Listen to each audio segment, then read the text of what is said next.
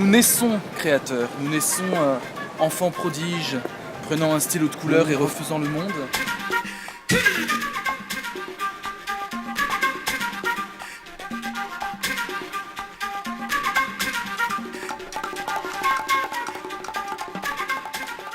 Les facultés de l'enfant sont créatives.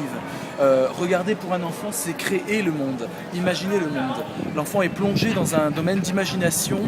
Vous connaissez peut-être cette anecdote marrante où une petite fille s'applique en tirant la langue à dessiner quelque chose de bizarre. Et le professeur arrive près d'elle et lui dit mais qu'est-ce que tu fais là? Qu'est-ce que tu dessines? Elle dit je dessine Dieu.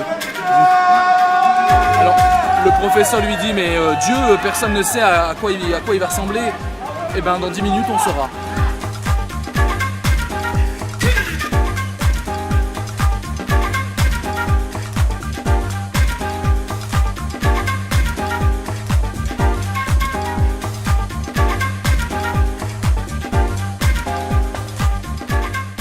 La création, c'est la respiration même de l'enfance. Et nous perdons cette respiration-là.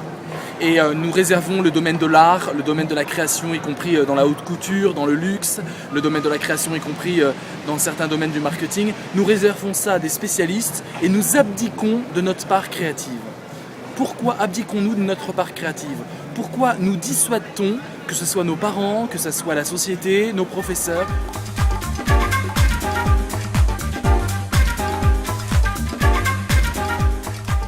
Pourquoi on nous dégoûte du fait de créer et de faire naître des mondes de notre imaginaire? Résultat des courses, nous avons affaire à des adultes qui ont complètement renié, refoulé leur partie créative, c'est-à-dire une partie de leur bonheur et une partie de leur vie.